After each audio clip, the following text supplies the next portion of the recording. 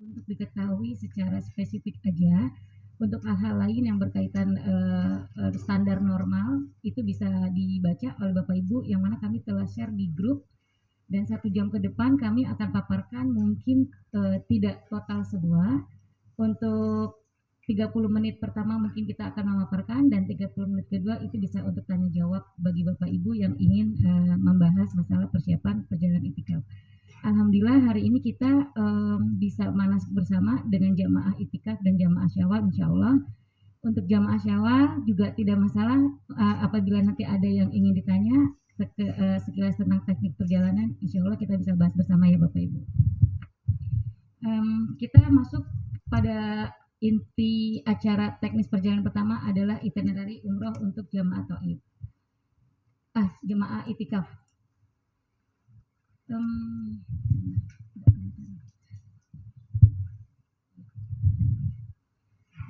Insya Allah jamaah itikaf ini dari Cilegon kita terbagi menjadi 3. Sebenarnya perjalanannya 1 ya Bapak Ibu, tapi kan keberangkatan kita dengan El Marwah totalnya itu ada 4 grup.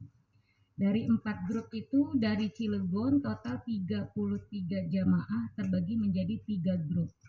Di 3 grup ini bukan berarti perjalanan terpisah Bapak Ibu. Perjalanan dari keberangkatan sampai kepulangan insya Allah sama, khusus untuk jamaah yang terbagi ke dalam grup 1 dan grup 2.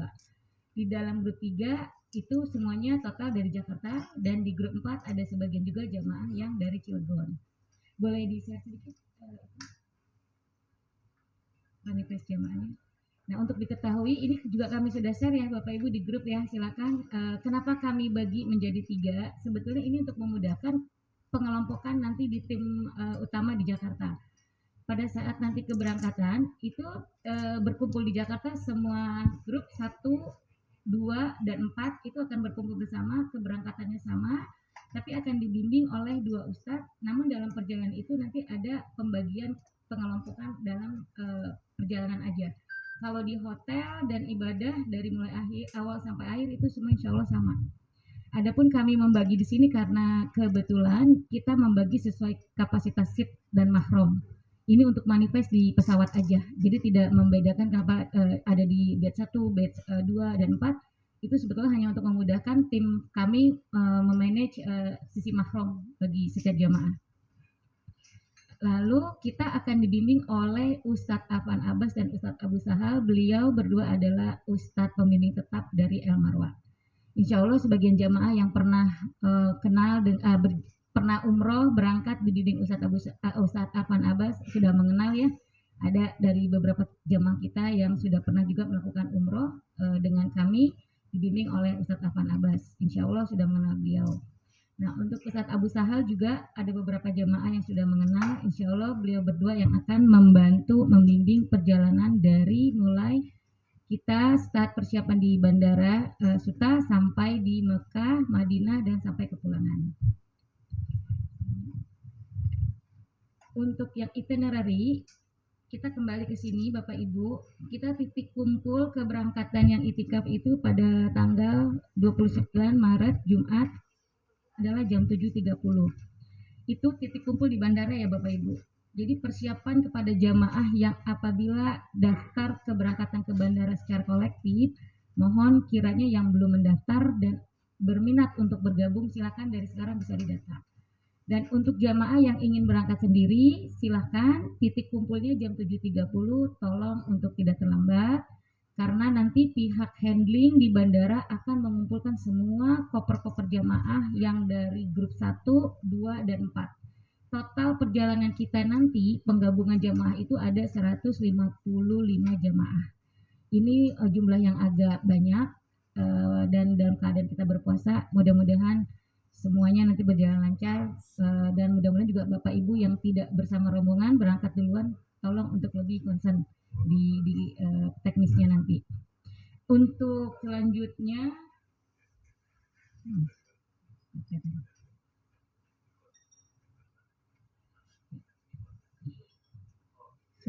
di hari Sabtu itu teknis yang di tanggal 29 insya Allah bisa dibaca ya Bapak Ibu yang sudah ada di grup ya.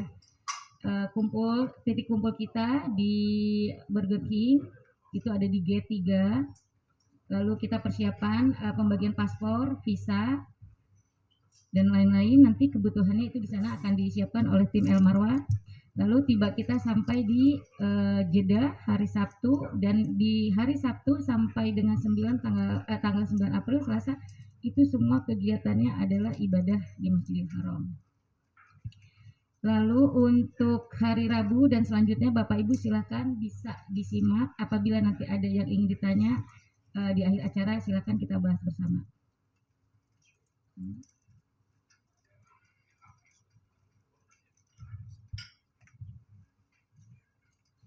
Selanjutnya kita masuk kepada kesiapan teknis perjalanan umroh untuk paket itikaf dulu ya yang kita bahas. Setelah ini nanti ada paket umroh Syawal, insya Allah bisa menyusul bagi Bapak Ibu yang ada pertanyaan. Di dalam teknis kesiapan jamaah itikaf, insya Allah Bapak Ibu bisa sambil membuka juga yang pernah kami share. Apabila ada yang tidak dipahami, silakan disampaikan.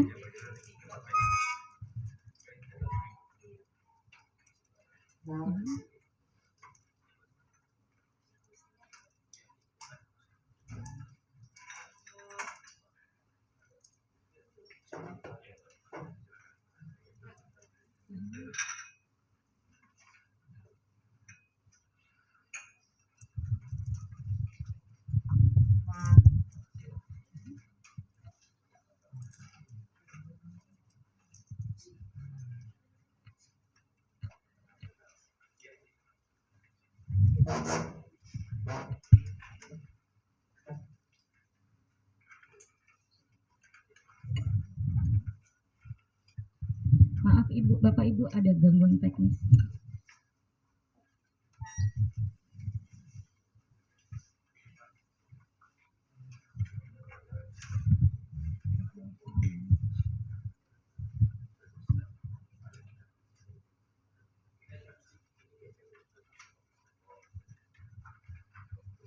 Perjalanan umroh untuk paket itikaf, kita bisa lihat ada beberapa persiapan yang harus disiapkan oleh jamaah secara pribadi.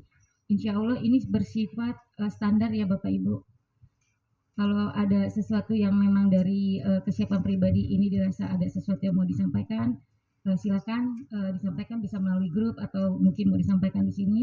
Secara pribadi persiapan-persiapan ini semuanya bersifat standar. Ini kami membahas tidak detail, mudah-mudahan ini bisa dipahami semua karena ini bersifat standar. Yang akan kami konsenkan di sini selanjutnya adalah ketentuan koper bagasi Bapak Ibu. Jamaah itu satu orang bisa mendapatkan hak untuk membawa koper bagasi itu 46 kilo, yang itu akan terbagi menjadi 2 koper. Apabila Bapak Ibu ingin membawa koper lebih dari 1, kami sarankan kalau beratnya itu mencapai minimal sama dengan koper yang dari travel, silakan itu ditaruh di bagasi, tidak boleh di kabin. Jadi satu orang bisa membawa koper 2 dengan berat untuk amannya sih 20 kilo ya. Kalau di sini kan 46 bisa dibagi 2 berarti satu koper 23. Untuk amannya kita berat 20 kilo aja. Yang satu kalau mau bawa kosong boleh, mana tuh pulangnya nanti mau beli oleh-oleh itu bisa ditimbang di hotel. Insya Allah nanti tim travel menyiapkan timbangan. Atau kadang ada jamaah juga yang bawa timbangan bisa pinjam. Nah koper 2 yang bisa masuk bagasi, satu sudah dapat sarung koper dari travel. Apabila mau membawa lebih satu, saran kami koper yang ekstra tadi disarungin juga supaya tidak tercecer atau tidak terbawa oleh travel lain. Karena di dalam pesawat itu tidak semuanya jamaah kan dari kita ya Bapak Ibu ya, itu kan tercampur dengan penumpang lain. Kalau misalkan Bapak Ibu ingin bawa koper 2 masuk bagasi, yang satu saran saya beli sarung koper tambahan. Itu kalau diperlukan ya. Kalau tidak, berarti aman sarung koper yang dari travel bisa dibawa. Kalau seandainya mau bawa koper ke kabin, itu beratnya tidak lebih dari 7 kilo. Bisa koper kecil, bisa tas jinjing, bisa tas ransel. Nah, kalau melihat teknis perjalanan nanti, jamaah itikaf itu kan akan langsung ke Mekah dan berumroh.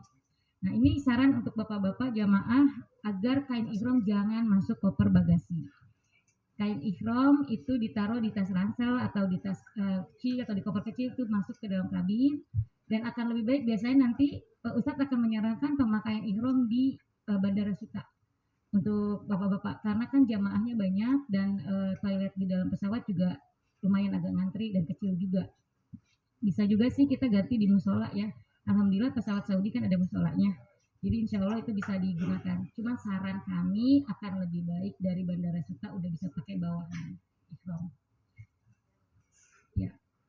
Lalu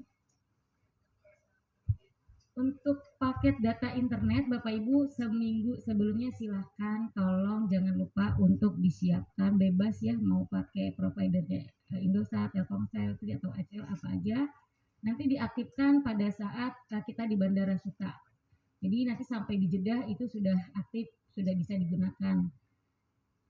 Kalau misalkan nanti ada yang mau diaktifkan di Bandara Jeddah juga tidak masalah, tapi sebaiknya dari Bandara Suta itu sudah aktif akan lebih bagus. Kita menuju ke meeting point keberangkatan jamaah itikaf.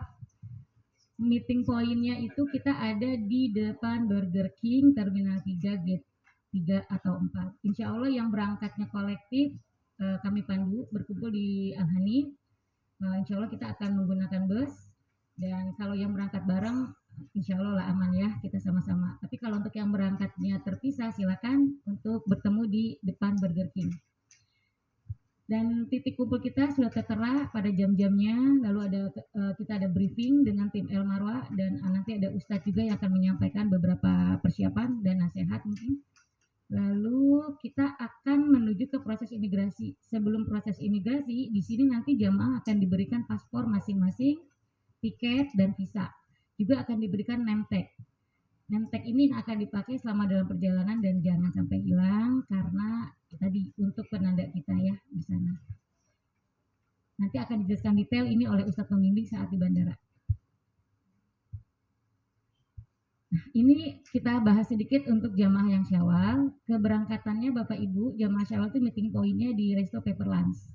Resto Paper Lunch itu adanya di gate 1, Terminal 3 gate 1. Keberangkatannya insya Allah tadi udah kami sampaikan juga di lembar panduan ya Bapak Ibu. Sementara untuk jamaah Syawal, lembar panduannya berupa kopian dulu, yang aslinya nanti akan dibagikan pada saat manasik di Jakarta pekan depan. Tapi Bapak Ibu yang sudah ikut manasik di sini tidak perlu lagi ikut manasik di Jakarta. Nanti akan kami berikan pada saat keberangkatan di bandara. Titik kumpul di Paperland, jamnya silakan disimak. Selanjutnya seperti jamaah itikaf juga akan ada pembagian paspor, teknikal, dan lain-lain. Itu akan dipandu oleh Ustadz pembimbing. Insya Allah nanti oleh Ustadz Huzaifah pembimbingnya. Nanti insya Allah ya Bapak Ibu yang Syawal akan kita share wajah Ustadz Huzaifah untuk lebih bisa mengenal. Yang teknis keberangkatan untuk itikaf ini terbagi batch 1, batch 3 kita enggak ya, di batch 1-2 dan batch 4. Batch 1-2 kami bahas untuk kepulangan yang masuk ke dalam grup tadi di kelompok manifest ada terbagi kan di grup 1 dan grup 2. Ini kembali lagi kita kelompokkan hanya untuk penanda seat di pesawat karena jemaah yang besar tadi ya. Jadi pembagian klasifikasi berdasarkan mahram. Yang di batch 4 jamaah Cilegon juga ini kepulangannya akan terbagi lebih dulu kayaknya yang di batch 4 daripada yang di batch 2. Kalau keberangkatan kita sama insya Allah batch 1, batch 2, batch 4. Hanya kepulangan aja batch 4 lebih dulu, dan untuk hotel juga semua sama, tidak ada dipisah. Kecuali yang batch 3 ya karena ini reguler. Untuk proses imigrasi Bandara Internasional King Abdul Aziz, setibanya kita di Jeddah, ini nanti akan dipandu oleh Ustadz pembimbing, check over semuanya ini akan dipandu oleh Ustadz pembimbing. Mekanisme hotel. Nah, silakan Bapak Ibu bisa disimak di lembar masing-masing. Mekanisme hotel itu nanti juga Ustadz yang akan memandu pada saat kita check-in ke hotel, lalu pembagian kamar. Nah, untuk mekanisme hotel ini di dalamnya kita akan ada fasilitas-fasilitas seperti yang tertera, ada konsumsi sebagaimana yang dipaparkan juga. Ini standar ya Bapak Ibu, tidak menjadi catatan yang sangat harus kita ini concernkan. Yang harus kita lihat adalah pada saat kita nanti masuk ke hotel, yang harus kita konsepkan adalah ada pembagian hotel yang sesuai paket-paketnya. Ini di dalam paket itikaf kita ada beberapa hotel ya Bapak Ibu. Dan karena kita ada beberapa grup 1, 2, dan 4 itu adalah paket itikaf, dan grup 3 itu adalah paket reguler. Reguler itu mereka hotelnya di bintang 5. Yang paket itikaf itu kita ada di Mekah hotel Suraka Al Khair, dan di Madinah kita ada hotel Jawal Almah gitu ya. Nggak terbaca, maaf, harus pakai kacamata. Nah, untuk jamaah yang itikaf, perbedaan tahun sekarang dan tahun lalu itu adalah bahwa di tahun sekarang qadarullah Hotel Suraka Al Khair ini mengeluarkan peraturan baru. Tahun lalu kita bisa booking lebih dari 10 hari. Tahun sekarang mereka tidak bisa booking lebih dari 10 hari. Artinya kita akan ada sedikit waktu sih, nggak sampai 1 hari, kita akan transit dulu ke hotel lain sebelum masuk ke hotel Suraka. Kenapa? Karena pada saat kita mau melaksanakan umroh itu kan kita mesti ada yang mau bersih-bersih, ganti-ganti mungkin pakaian untuk akhwatnya. Kalau laki-laki masih aman. Nah, itu jeda kedatangan kita sama pelaksanaan umroh kan kita belum tahu situasi di sana nanti Bapak Ibu. Itu yang akan memandu nanti Ustadz pembimbing dan mutawif ya, mutawif di sana yang akan mengkondisikan pelaksanaan umroh. Pada saat kita datang ke Mekah, nanti koper-koper Bapak Ibu yang bagasi itu yang urus adalah tim handling dan mutawif. Bapak Ibu nggak perlu ngurusin itu, koper dengan sendirinya diurus oleh tim El Marwa sampai langsung ke hotel Suraka. Namun orangnya mampir dulu ke hotel transit. Nah, hotel transit ini untuk menunggu, ibaratnya kita rehat aja ya beberapa jam sampai nanti kondisi umroh. Nah, mungkin selesai umroh kita sudah bisa masuk Suraka. Nah, di hotel transit ini disiapkan untuk Bapak Ibu yang ingin tadi MCK ya, setelah dari perjalanan ada yang batal wudhu dan sebagaimana kebutuhan pribadi itu kita siapkan di hotel transit. Jarak hotel transit ini dia agak sedikit lebih jauh dari hotel Suraka, mungkin kisarannya 500 meter lebih lah. Nah, ini ditempuh pakai bus, insya Allah. Kalau kemarin kan kami masuk, tahun lalu kami masuk Mekah itu kalau nggak salah malam 21. Kalau ini kita insya Allah di hari 19 malam 20. Jadi mudah-mudahan kondisinya nggak sekrodit pada saat kami datang tahun lalu malam 21 karena itu malam ganjil kan. Ini kan kita masih belum malam ganjil. Jadi nanti jamaah akan dibawa sama Ustadz ke hotel transit dulu untuk persiapan umroh. Setelah itu baru masuk ke hotel Suraka. Dan yang di Madinah tadi guys.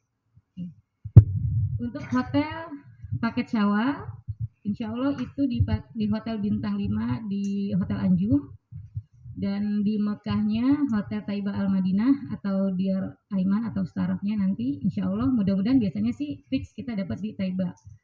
Dan paket Syawal ini ada bonusnya jalan-jalan ke Taif dan nginap 1 malam di Taif. Di Taif yaitu ada hotel yang staraf bintang 5 Awalif Internasional. Nah, paket-paketnya nanti akan dijelaskan tersendiri ya Bapak Ibu untuk yang paket Syawal.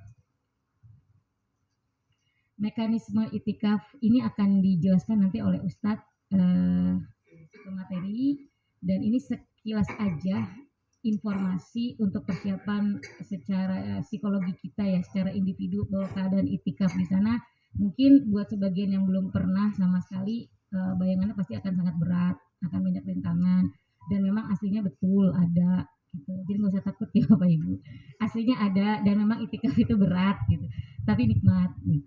Nah, ini keadaan-keadaan ini cuma gambaran aja yang kita sampaikan supaya kita mempersiapkan kondisi pribadi sebaik-baiknya.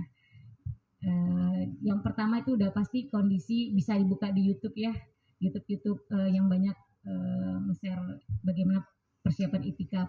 Saran kami nanti di grup akhwat kalau bisa masuk jangan sendiri-sendiri, berbarengan, karena memang kondisinya sangat-sangat krodit banget. Kalau untuk ke kamar mandi, kalau saran saya sih pengalaman kemarin kami masuk itu Bada Syuruk masuk, nggak keluar-keluar lagi sampai suruh besoknya baru pulang. Jadi di malam-malam genap kami istirahat. Kalau di malam-malam ganjil kayak masuk, dan yang paling kredit itu di malam 27. Jadi kalau bisa malam 27 kita di sana itu persiapannya lebih banyak tenaga ekstra. Jadi kalau mau 27 masuk 26-nya nggak usah healing-healingan muter-muter misalkan. Itu karena tenaga kita di 27 bener-bener.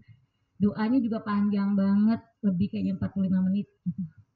Nah, jadi bener-bener ekstra disiapkan ya, bawa imun-imun lah ya, baik itu vitamin segala macam. Makanan kalau bisa jangan yang berat-berat karena memang tarawihnya berat. Bacaannya panjang. Dan kalau kita masuk di posisi soft yang utama, itu nggak boleh kita duduk atau tidur, pasti harus bangun. Kita akan dimarahin jamaah yang lain. Tapi kalau sekiranya kita nggak mampu, jangan ambil posisi di tengah-tengah. Gitu. Kita lihat kemampuan aja, khusus untuk akhwat gitu ya.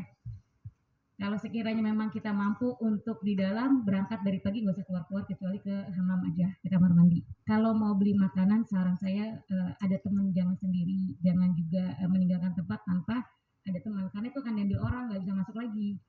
Gitu. Jadi kalau bisa yang satu kamar bersepuluh, atau mungkin jamaah Cilegon ada yang sekamar berlima sama satu keluarga, atau satu kamar akan dicampur orang. Saran kami teman-teman dari Cilegon sama Jakarta bersatu. Kami kemarin seperti itu. Jadi jamaah Jakarta banyak yang ikut kami. Dan catatan lupa tadi terlewat, untuk yang hotel transit ini posisinya nggak sekamar 10 ya Bapak Ibu ya. Posisinya ini sekamar berempat, ikhwan-ikhwan, ahwat-ahwat. Adapun posisinya kami tidak bisa menyatukan semuanya itu satu keluarga. Bagaimana nanti kejadian di sana, yang penting itu kan cuma untuk transit ya. Kalau untuk yang permanen kita di Suraka, untuk yang family yang sekamar berlima, insya Allah itu udah family. Tapi kalau untuk yang tidak family sekamar berlima, artinya ikhwan ahwat akan dicampur oleh jamaah Jakarta, gitu ya. Kalau yang transit aja tadi yang kita nggak bisa mengatur karena kondisinya, nanti panitia ustadz di sana yang akan membagi dengan mutawid dan pihak hotel. Yang pasti kita satu kamar berempat. Nah ini aja ya Bapak Ibu ya, gambaran aja kondisi di sana itu ya. Kalau orang Arab nggak ada yang lembut sih, bicaranya askar-askar, tegas-tegas, tapi tadi tapi insya Allah mudah-mudahan lancar semuanya.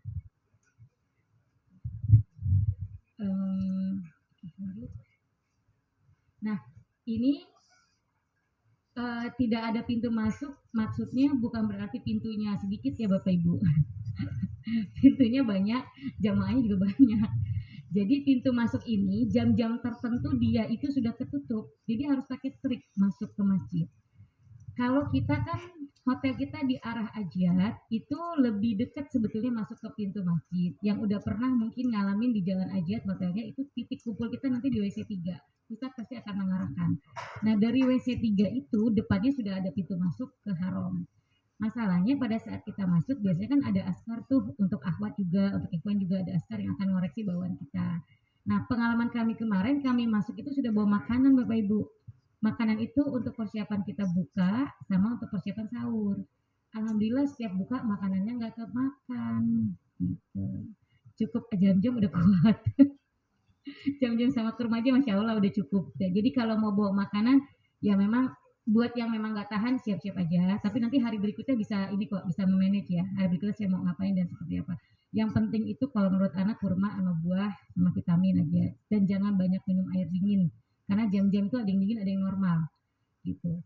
Nah saran anak waktu dibuka itu kalau kita banyak makan justru tarawihnya kan berat ya. Nah nanti kita makannya mungkin selepas tarawih pertama. Tarawih pertama selesai baru kita bisa makan nasi untuk persiapan tarawih kedua. Nah di tarawih kedua itu nanti selesai langsung sahur biasanya. Gitu. Enggak, sebelum tarawih kedua terus sahur sambil ya. Subuh ya selesai ya. Jadi sahur kalau jamaah yang tidak bawa makan biasanya keluar cari makan. Ini sangat kredit banget, resiko banget. Kalau saran saya nggak usah keluar cari makanan untuk sahur, nggak akan bisa masuk takutnya. Jadi kalau sahur itu benar-benar dibekelin dari kamar. Kalau saran saya juga bisa masak nasi aja. Bawa magicom kecil, Ya rezeki-rezekian sih, nanti Askar juga akan ngoreksi kalau memang itu boleh masuk, boleh, kalau enggak ya berdoa aja semoga makanan itu selamat semua bisa masuk. Dibungkusnya pakai itu aluminium foil. Jadi masak nasi dibungkus pakai aluminium foil, lauk-lauknya dimasukin plastik kecil yang ada itu wrappingnya, nggak usah terlalu banyak supaya nggak terlihat banget gitu. Nah, yang penting tuh ada buah masuk. Kalau minum kan bisa ambil di jam-jam. Nah, itu yang bisa jadi modal kita buat makan sahur. Emang sih nasinya udah nggak fresh ya, dingin gitu. Tapi enak aja karena emang kita lapar gitu. Nah, itu. Nanti berikutnya setelah sahur sampai subuh suruh pulang. Nah, di genap itu kita istirahat bisa MCK di kamar mandi yang mau cuci-cuci, yang mau mandi, yang mau beres-beres. Nah, besoknya persiapan sahur di hotel. Setelah sahur kita masak lagi untuk dibawa ke haram malam ganjil berikutnya. Terus seperti itu teknisnya. Genap ganjil seperti itu. Teknis kepulangan Bapak Ibu pada saat di sana kan nanti akan dipandu oleh mutawif dan ustadz pembimbing. Teknis-teknis yang tertera di sini adalah teknis standar dan ini insya Allah dengan sendirinya nanti kita bisa mengikuti tidak terlalu banyak menjadi concern ya. Nah, ini pengelompokan manifest yang tadi. Oke. Nah, ini kedatangan itu kepulangan dari Jeddah dan kedatangan di Jakarta. Prosesnya seperti ini tahapannya. Bapak Ibu begitu landing mendarat di Terminal Suta, proses yang dilalui adalah tadi imigrasi, lalu cek koper, di konveyor, lalu bea cukai dan jemaah menunggu di ruang tunggu untuk pembagian air jam-jam oleh tim travel. Ini juga insya Allah kondisinya aman karena Ustadz bersama kita dan tim travel sudah standby di sana. Jadi kalau kedatangan dan kepulangan insya Allah itu area yang aman. Nah, itu yang bisa kami sampaikan Bapak Ibu. Sekiranya ada nanti tambahan yang mau disampaikan oleh Pak Toto dan ada pertanyaan, monggo sambil nunggu masuk materi fikih ibadah. Baik, terima kasih Bu Lili atas panduannya. Insya Allah ada tambahan dari Pak Toto. Baik, Bapak-bapak, Ibu-ibu. Jadi saya hanya memperjelas saja ya dari paparan Bu Lili. Jadi poin-poin yang memang nanti akan mudah-mudahan ini menjadi perhatian Ibu ya terkait masalah kabin dan bagasi ya. Jadi untuk kabin itu maksimal 15 kilo kan? 15 kilo. Hah? 7 ya? 7 kilo. Nah, kemudian untuk bagasi udah berubah ya aturannya. Jadi 23. Jadi gini, untuk kabin ini nanti istilahnya bisa koper yang diangkat atau koper kecil ya. Itu nanti bekal kita selama perjalanan terus naik pesawat. Jadi nanti setelah naik pesawat dimasukkan ke atas itu yang akan. Nah, ini pengalaman ketika kita membawa kabin ini itu usahakan ya ininya tas atau kopernya yang kecil itu jangan membebani kita ngangkat gitu ya. Karena apa? Karena perjalanan dari mulai boarding sampai ke pesawat itu jauh jalan. Jauh. Jadi kalau bayangin kalau ngatasi ya jemper lah kalau kata bahasa ini mah. Kalau ditarik itu lebih mudah. Ini begitupun sama ketika di Jeddah pun dari mulai kita masuk sampai ke pesawat itu jauh sekali. Jauh, jadi nggak bayang kayak di terminal gitu bisnya di depan itu enggak, ternyata kita terus jalan. Ini yang disiasati. Mudah-mudahan nanti kabinnya bukan dalam bentuk tas yang diangkat gitu ya. Kalaupun ransel ya nggak masalah sih. Kalau ransel kan ini ya diangkat gitu. Kalau untuk ibu-ibu mungkin ya cari yang tas yang bisa ditarik biar nggak terlalu banyak. Itu untuk kabin ya. Jadi nanti upayakan di situ yang tidak membebani kita sehingga kita nanti capek di bandara itu. Nah, itu pertama. Terus yang kedua terkait masalah elektronik yang akan kita bawa ya bagi bapak-bapak ibu-ibu. Pertama kalau bisa nanti dari salah satu jamaah atau siapa masing-masing bawa apa namanya itu yang colokan kan masukin ya, yang universal, karena di sana itu tidak dua gitu ya, di sana tiga gitu. Di Saudi itu di yang universal ya, yang universal itu banyak kok di. Jadi ketika masuk ke colokan listrik di Saudi itu tidak seperti Indonesia dua gitu ya, colok gitu ya. Jadi di sana tiga, jadi duduk aja harus yang beli yang tiga itu ya, pak gitu. Jadi upayakan bawa yang adapternya kayak gitu, itu ya. Nah terus yang selanjutnya terkait powerbank. Powerbank ini ternyata di maskapai penerbangan ada aturan, tidak boleh lebih dari berapa tuh? Kalau 20.000 ya, mAh di bawah ya. Jadi nggak boleh. Kemarin saya beli yang berapa tuh 500, emang nggak batal. Saya pikir nanti di Saudi kalau umpama HP saya lowbat di Masjidil Haram, powerbank udah siap, ternyata saya beli 500.000, emang nggak bisa dibawa. Yang saya bawa yang 10.000-an dua, jadinya 10.000-an. Jadi kita bawa powerbank yang 10.000 atau 15.000 ya. Tapi yang lebih dari ini bakalan kena scan itu biasanya. Maskapai itu bakal di katanya saya juga belum dengar, nanti akan diambil oleh petugas karena melebihi mAh yang itu terkait masalah powerbank ya. Nah kemudian obat-obatan ya, jadi mohon obat-obatan yang ya kita pakai pada saat sakit kepala apa itu sejatinya pada saat ini jangan disimpan di bagasi ya, di beserta kita aja, khawatir nanti itu terkait obat-obatan ya. Kemudian nah terkait bagasi ya, bagasi tadi kabin ya, sekarang bagasi. Nah nanti ibu mesti ada video bu di grup untuk memberi gambaran kepada ibu-ibu bapak-bapak bagaimana cara ngepaknya ya, cara ngepak pakaian. Ternyata ada cara sendiri karena kita ini di sana tidak akan membawa banyak pakaian ya. Kemudian cara melipatnya.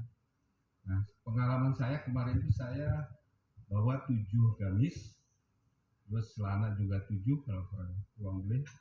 Kemudian celana dalam saya beli yang sekali pakai pak, yang sekali pakai, jadi artinya sehari ganti tapi dibuang. Itu banyak kok di yang dijual ya, karena nyaman juga. Karena di sana saya udah nggak perlu untuk nyuci gitu. Kalau untuk bapak-bapak ya ada yang celana dalam yang sekali pakai itu, begitu pagi ganti udah buang aja, ganti yang baru. Itu kecil-kecil kan masukin tuh banyak-banyak. Nah yang terpenting nanti di bagasi itu bawa seperti apa bu, magicom ya. Nah magicom pun sepertinya mungkin nggak semua kali ya, berkelompok kali ya.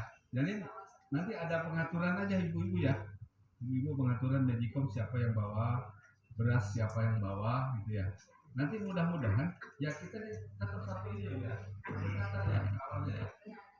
Diupayakan ini dari Cilegon ini jangan bisa kita bareng semua ya. Jadi nanti pengkondisiannya agar mudah. Jadi magicomnya siapa yang bawa, jadi tidak semuanya harus bawa magicom. Nanti yang bawa beras siapa, yang bawa teri siapa, yang bawa apa Mustafa siapa, yang begitu lah makanan gitu, jengkeng kering gitu ya, apa yang gitu. Nanti saling bersinergi aja ya, insya Allah. Nah untuk bapak-bapaknya ya jangan nggak disuplai, nanti disuplai bapak-bapaknya ya. Nah untuk bapak-bapaknya juga sama, kopi Indomie kopi nggak apa-apa, kopi boleh yang inilah. Yang untuk mobil bapak-bapak kopi Indomie, kita kemarin tuh begitu datang ke kamar langsung dipajang kopi Indomie semuanya, jadi enak gitu. Begitu datang nasi dari ibu-ibu tinggal campur sama mie gitu aja ketika sahur atau nah itu ini ya pengalamannya. Nah terkait membawa makanan ke Masjidil Haram ini ada masalah lagi. Saya beberapa kali itu ditahan Ranselnya karena kegedean. Jadi di sana itu kalau mencurigakan pasti akan ditahan. Jadi triknya kalau bawa makanan, bawa tasnya jangan mengundang kecurigaan. Ya makanya saya bilang udah pakai tas yang di ini aja di tank-tank gitu ya, yang tasnya model yang kita ransel ya, tapi nggak besar kan, nggak besar. Ya, jadi intinya jangan sampai mengundang kecurigaan askar. Karena beberapa kali saya dicegah dan nggak boleh ini. Pada dulu ada mutawib Cilegon Ustaz Seno. Jadi dia lancar bahasa Arab kan, langsung malah diteramain sih askar. Boleh masuk akhirnya. Karena memang kita nggak bisa ngomong ya, nggak bisa ngomong apa. Tapi kalau dengan orang yang ngomong bahasa Arab ya mungkin maksudnya. Padahal di dalam tas saya itu bawa kain ihram untuk sajadah karena dingin di sana juga. Dingin karena saya daripada bawa sajadah kain ihram untuk karpetnya. Nah, ini.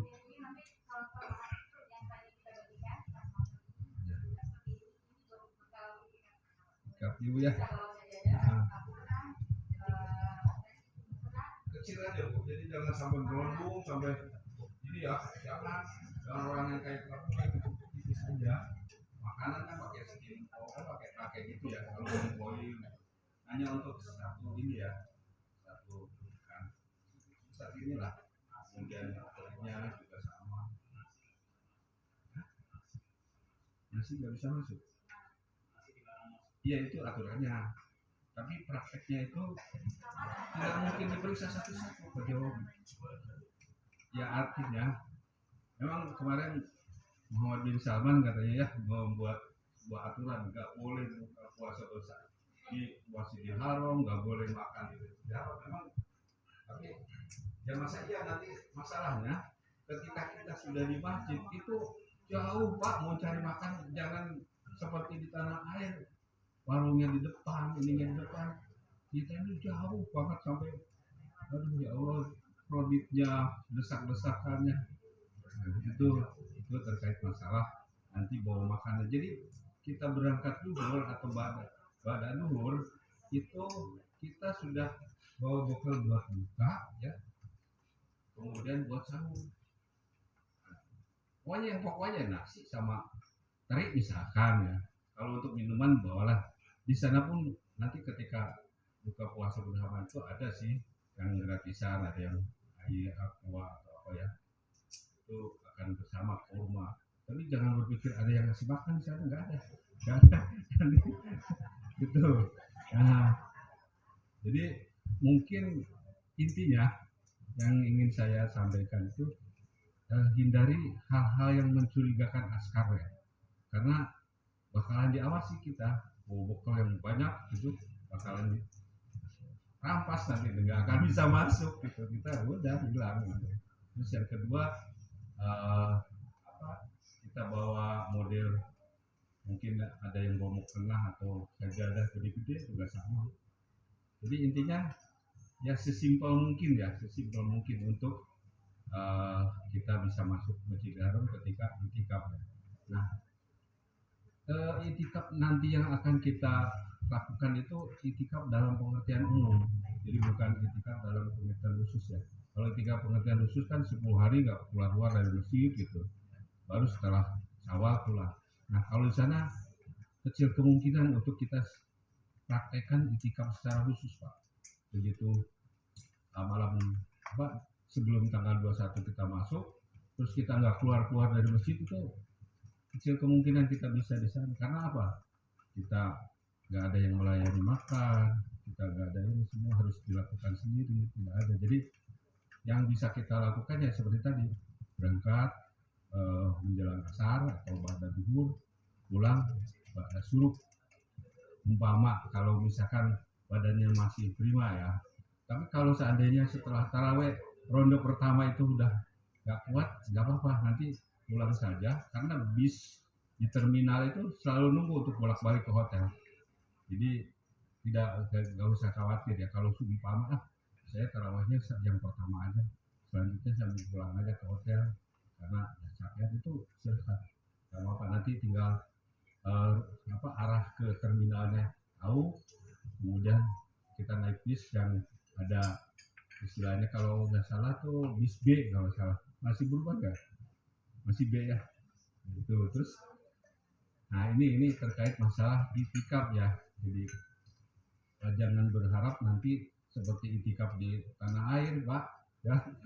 Kita bisa ngopi, bisa ada dapur sendiri di masjid, jadi di sana nggak mungkin ya. Jadi ya diupayakan ada siasatnya seperti tadi yang saya sampaikan ya, terkait masalah itikaf. Nah itu yang perlu penekanan ya.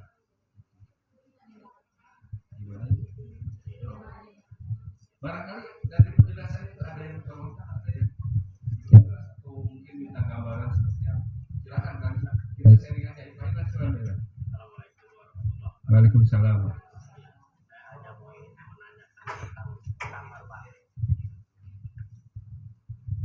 Ya, hanya mau ini untuk kamar.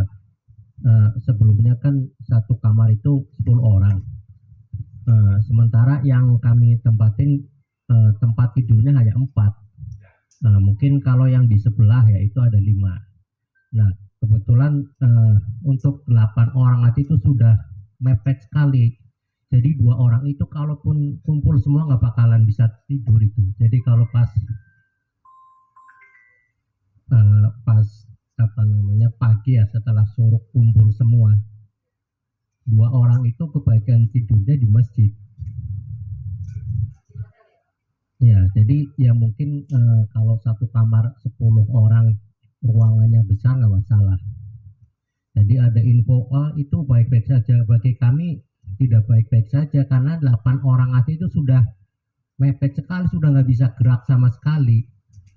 Ya kebetulan 2 orang itu tidurnya di Jeddah, ada yang sementara di masjid, dan yang jadi masalah lagi yang sudah dapat tempat tidur itu tidak mempersilahkan yang di bawah, silahkan mama hari ini di atas, besok ke bawah, ya sampai selesai itu di atas terus, di atas gitu. Kayak Pak Yunus ya.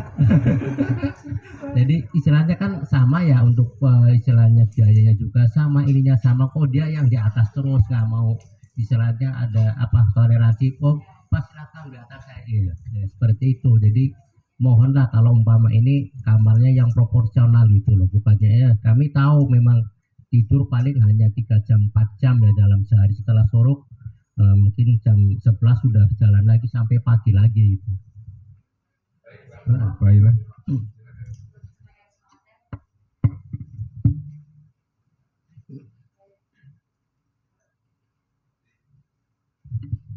Alhamdulillah. Terima kasih Pak Hilal. Alhamdulillah jamaah tahun lalu bersama kami, bersama Pak Toto, kita berangkat sama-sama itikaf dengan hotel yang sama. Catatan kami di sini Pak, yang kami sampaikan kepada jamaah perkara hotel, pertama adalah memang akad kita dengan jamaah 10 orang dalam satu kamar. Ya, itu yang pertama, dan akad tersebut adalah hanya untuk menaruh tas, untuk mandi, untuk ke kamar mandi, untuk cuci, setelah itu kita ke haram lagi. Nah, akad memang seperti itu tidak untuk tidur. Karena memang akad itikaf itu adalah kami orientasinya memang tidak, kalau tadi Pak Toto jelaskan ada itikaf yang umum, ada itikaf yang khusus. Itu kembali kepada individu. Tapi pada saat balik pada hotel, kebijakan hotel itu kan standarnya sebetulnya memang satu kamar 4 orang. Tidak ada 5 orang. Jadi 2, 3, 4 itu standar umum. Tapi karena paket kita adalah itikaf dan kita memang menyiapkan kamar itu hanya untuk nyimpan tas, bukan untuk tidur. Itu yang pertama. Kalaulah qadarullah rezeki bisa dipakai tidur, ya aman-aman aja sih, alhamdulillah.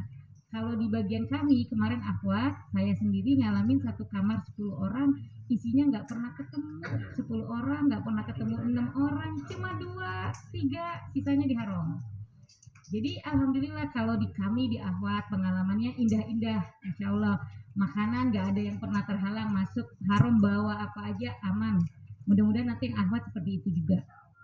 Mudah-mudahan. Nah, untuk kamar yang tadi Pak Hilal, kejadian di kemarin itu ada yang sekamarnya ranjangnya 5, ada yang ranjangnya 4, itu hak prerogatifnya hotel sebetulnya.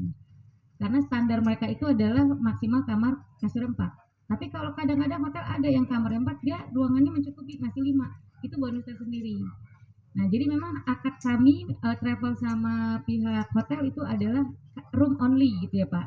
Jadi tidak mengukur kapasitas jamaahnya 10 kok isinya 4. Kalau maunya kami jamaah 10, ranjangnya 10 gitu kalau maunya. Cuma kan ini akad kami itu adalah hitungannya room dengan pihak hotel. Nah, pihak hotel nanti juga tidak melihat siapa-siapa orangnya, apakah ukuran besar-besar semua, apa ada yang langsing, itu enggak sana. Tinggal bagaimana jamaah nanti saling bertoleransi. Kembali lagi tadi di kami aja akhwat 10 orang nggak pernah terisi 10, ranjangnya ada 5. Alhamdulillah di kami, mudah-mudahan nanti ibu-ibu ada yang merasakan di kamar kami itu kamar lantai 5 ya kalau nggak salah. Itu view-nya bagus banget, buka jendela udah langsung ada jam itu jam yang besar itu, dan itu agak luas. Nah, mudah-mudahan nanti ibu dalam satu kamar yang bukan family ini, bagi triknya tipsnya untuk yang bukan family. Pertama, kita harus siap bahwa kita akan tercampur dengan jamaah lain. Bisa jadi jamaah itu dari Cilegon, bisa jadi dari Jakarta. Kalau untuk yang family kamar berlima, insya Allah itu udah aman lah. Sekecil-kecilnya kan dia ranjang 4, isi orang 5, kalau family masih oke-oke aja. Karena itu semua aman dari sisi kita. Nah, silakan yang family mau bawa magicom kecil, mau bawa alat masak apa aja selama itu tidak membahayakan dan dirasa perlu, prepare aja sih, karena rasa bawa aja. Kalau memang itu nggak diperlukan juga nggak ada masalah. Tapi ternyata itu dibutuhkan kan kita udah nggak cari-cari lagi di sana. Nah, kalau yang tercampur dengan orang lain, pertama banget ilmu yang harus disiapkan adalah berjiwa besar pasti, gitu ya Pak. Artinya udah pasti menjadi kita nggak bisa mengkondisikan dapat kamar aja udah syukur sebetulnya di Ramadan itu. Dapat kamar kita udah bersyukur, kamarnya besar apa kecil ya udahlah, yang penting bisa naruh barang, karena memang akad kita adalah itikaf. Jadi orientasinya adalah jamaah jangan ekspektasi bisa istirahat enak di kamar, karena memang kita adalah itikaf. Kecuali setelah Idul Fitri kembali normal kamar berempat. Nanti yang ikhwan berempat, yang akhwat. Kemarin pun kejadian waktu Syawal kita disiapkan kamar untuk kembali sekamar berempat, nggak pada maunya tetap bersepuluh, sempit-sempitan aja gitu. Orang udah tinggal semalam lagi, iya gitu. Jadi justru yang sakit-sakit tadi, yang sempit-sempit tadi udah nyaman gitu, nggak usah dipisahkan lah. Besok juga kita udah kemana gitu kan. Nah iya gitu. Jadi mungkin kalau kemarin Pak Hilal dapatnya 10 orang kasur ada 4 ya. Kalau di Bapak Pak Toto kasurnya berapa? Kasurnya 4. Ya. Kalau di kami ahwat orang 10 kasurnya 5. Gitu. Ada lagi yang orangnya kamar bertiga kasurnya 4. Gitu. Jadi memang ini ke kondisi. Maksimal 8 orang. Ya. Baik. Mungkin saya ini tetap terkait Pak Hilal. Sebenarnya pengalaman Pak Hilal dialami oleh kami juga Pak, di kamar yang berbeda ya Pak ya. Jadi pada saat itu kita berupaya agar semua bisa istirahat ya, tapi istilahnya masih layak lah walaupun gelar di karpet bawah gitu ya. Jadi kemarin itu memang ini ya 4 Pak tidurnya, bantalnya 4 juga kan ya, bantalnya 4 juga. Nah berarti cukup untuk 4 orang. Nah kemudian bagaimana dengan yang 6 gitu ya. Nah yang 6 ini kami upayakan kita minta ke ininya selimut gitu ya, selimut, dapat selimut 4 kan, selimut akhirnya jadi bantal kan. Nah berarti 2 yang belum kebagian kan, 2 yang benar. Yang 2 ini kita fasilitasi ya, yang bisa jadi bantal apalah gitu dari ini, mau kain ihram atau apa gitu. Itu barangkali ya. Karena ya mohon maaf ini kita ceritanya backpacker nih Bu, Bapak-bapak ya. Jadi bukan artinya umroh yang reguler gitu. Backpacker itu ya bisa dibayangin mungkin tidurnya juga harusnya di jalan ya. Coba ini backpackernya rasa ini gitu, rasa hotel gitu. Nah ceritanya itu. Jadi mohon tidak diartikan bahwa umroh kita ini umroh yang normal ya, tapi umroh backpacker. Jadi artinya kegiatannya pun ya enggak bukan pengen nyaman seperti layaknya ini ya. Jadi Nah akhirnya kita mensiasati seperti yang tadi saya sampaikan, itu 4 itu kita yang satu kita dorong tempat tidurnya mepetin ke ujung Pak, yang satu kita ujung sehingga agak longgar Pak. Nah yang 2 itu di ini Pak, di range seperti ada gang yang bisa untuk ditidurin juga karpetnya. Jadi 1, 2, 3, 4, 5, 6, 7, 8 tidur Pak. Nah yang 2 lagi di lorong yang jalan Pak, 2 gitu. Bisa Pak, cuma memang nggak layak seperti Pak. Kalau itu nggak bisa Pak, jadi kaki sudah di kepala semua ada di Umpama ini, iya dengan asumsi 10 bareng ya tidur. Pada prakteknya 10 nggak utuh-utuh Pak. Kadang-kadang teman saya kemana nih? Oh masih di Cilarom. Ya kita ambil aja tempatnya kita tidur gitu. Pas kita berangkat, yang lain datang. Pada prakteknya begitu. Jadi tidak.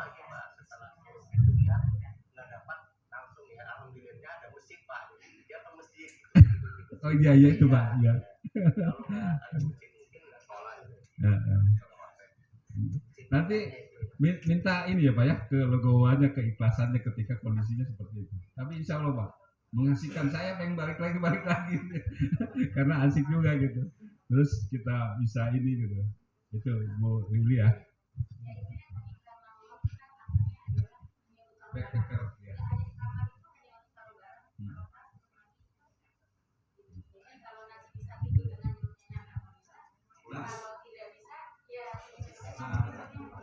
Nanti saat di Madinah baru nyaman ya, satu tempat tidur 1 orang, pokoknya nyaman kalau dari Madinah.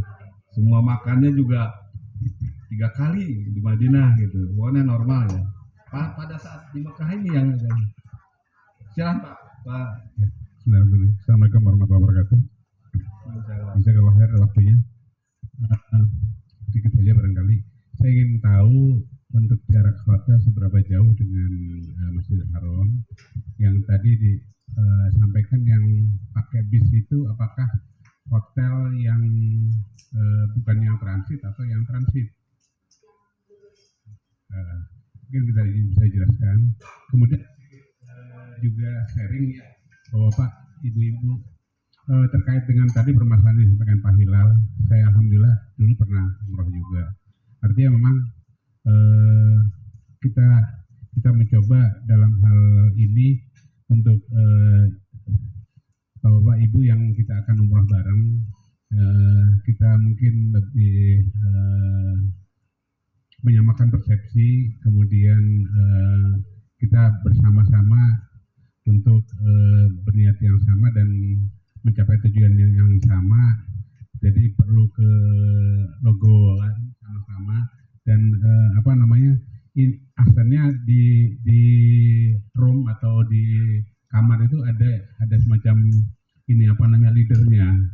Jadi supaya bisa berempati, bisa membagi. Jadi kadang-kadang kalau menunggu menunggu orang ini legowo atau mau berbagi kadang-kadang susah. Ini jadi memang perlu kebersamaan yang kita ciptakan supaya bisa saling sharing dan berbagi. Mungkin itu saja dari saya, Ibu. Mohon maaf atas pertanyaannya. Terima kasih. Jarak ya. Mungkin saya menjelaskan kepada Pak. Saya karena udah mempraktekkan bagaimana saya jalan, bagaimana saya pulang jalan gitu ya. Jadi suka dukanya mungkin saya mengalami. Nah sebetulnya bila fisik kita prima ya, ini sebetulnya jarak dari hotel ke Masjidil Haram itu sebetulnya bisa jalan ya. Cuma kan kadang-kadang kita lelah, capek gitu. Nah ketika saya praktekkan jalan Pak Rafi ya, dari hotel ke Masjidil Haram, memang ketika kita mau ke Masjidil Haram itu jalannya menurun Pak, jadi nggak terlalu beban buat kita jalan gitu. Cuma ya lumayan kita ngejar waktu untuk sholat 5 waktu kalau memang persiapannya menjelang sholat berjamaah ya, itu kecil kemungkinan kita dapat ini. Jadi kalau umpama mau sholat berjamaah mungkin sejam sebelum jamnya harus jalan dulu. Nah ketika ke Masjidil Haram jalannya menurun Pak, tapi jangan coba ketika mau dari Masjidil Haram kita pulang jalannya nanjak lumayan, agak berat gitu ya. Ini yang sudah saya praktekkan karena naik bis sudah saya coba, jalan juga udah saya coba 1 kilo lah, 1 kilo. Jadi kita melihat Masjidil Haram tuh kelihatan gitu dari jam hotel jam-jam itu kita jalannya ya 1 kilo kurang lebih. Cuma kalau umpama kita lagi fit, saya mau jalan gitu, nggak apa-apa kalau ini jalannya kok menurun. Tapi ketika pulang ke hotel ini lumayan Pak, agak juga nanjak masalahnya, nanjak itu. Nah ya kenapa ada mobil bis yang bolak-balik itu sebetulnya untuk meringankan beban kita aja, jangan terlalu capek gitu ya. Silakan aja Pak, itu aja barangkali Pak Rabi ya. Maaf Bapak Ibu, tambahan sedikit aja. Ini penampakan Hotel Suraka Al Khair yang untuk kita pakai selama 10 hari itikaf. Adapun untuk hotel transit kita belum bisa itu nanti Bapak Ibu sambil dicari aja di Google hotel lamar ya. Nah, tips-tips di dalam hotel untuk yang tidak family, saran saya memang itu kami arahkan kepada tim Jakarta agar jamaah Cilegon itu bisa satu kamar. Untuk yang sekamar, yang pilih paket sekamar bersepuluh, itu kami arahkan jamaah Cilegon itu disatukan dalam satu kamar. Dan apabila dari pertemuan ini dirasa masih dibutuhkan lagi untuk konsolidasi antara teman-teman yang sekamar bersepuluh, khusus ikhwan atau akhwat, kalau kami kemarin seperti itu 2 hari jelang keberangkatan atau mungkin seminggu ya, kami buka bersama, kita kumpul di kantor, di situ nanti kita berbagi tugas. Nah pada saat itu sih memang anak pribadi yang mengambil porsi untuk bisa mengatur kondisi kamar. Nah kondisi kamar ini kemarin 10 orang, 9 dari Cilegon, 1 dari Jakarta. Dari Jakarta ada campur sekitar 3, 7 dari Cilegon, 3 dari Jakarta. Nah memang saya yang mengambil alih leader di kamar. Artinya dari pertama kita masuk kamar, ini untuk yang kamar bersepuluh, ranjang 5, memang itu juga tidak nyaman-nyaman banget. Tapi dengan segala hormat, saya minta teman-teman bersedia saya atur, semua koper itu tidak menghalangi posisi jalan. Karena jalan kita dari pintu menuju ranjang itu juga bukan hal yang nyaman, sempit juga. Tapi di mana ada titik-titik yang bisa kita taruh buat koper itu kita pecah dan kalau mau ngambil barang dari koper ya baru kita angkat taruh di tengah di akses jalan. Akses jalan itu malah bisa kita pakai sholat berjamaah. Jadi pada saat kami mau genap nggak ke haram itu kami berjamaah di dalam hotel tarawihnya. Jadi bisa ada 4 orang bisa berjejer. Itu sangat nyaman kita atur. Nah itu di depannya meja, ada meja TV juga. Nah meja-meja tadi kita pakailah untuk taruh makanan sehingga makanan masing-masing itu begitu sampai di hotel itu nggak kita simpan dalam tas, kita keluarin semua, kita tata di atas meja jadi satu semua. Artinya makanan kita tuh udah halal buat orang lain. Jadi kalau besok kita balik dari haram makan kita nggak ada ya udah. Karena niat kita makanan pribadi kita keluarkan, taruh di meja, siapa yang makan silakan. Tapi kalau memang ini aku eman-eman masih mau sekian-sekian, nggak apa-apa disampaikan aja gitu. Jadi nanti itu yang membuat situasi kamar itu nyaman ya buat satu sama lain, ada keterbukaan. Nah untuk mau masak nasi, ada jamaah yang nggak bisa nih kalau nggak makan nasi. Oh ya boleh, nanti tadi briefing aja. Di antara jamaah akhwat yang sekamar bersepuluh, kalau saya lihat yang sekarang kayaknya ada sekitar 7 apa berapa orang gitu ya. Mungkin sisanya akan tercampur jamaah Jakarta.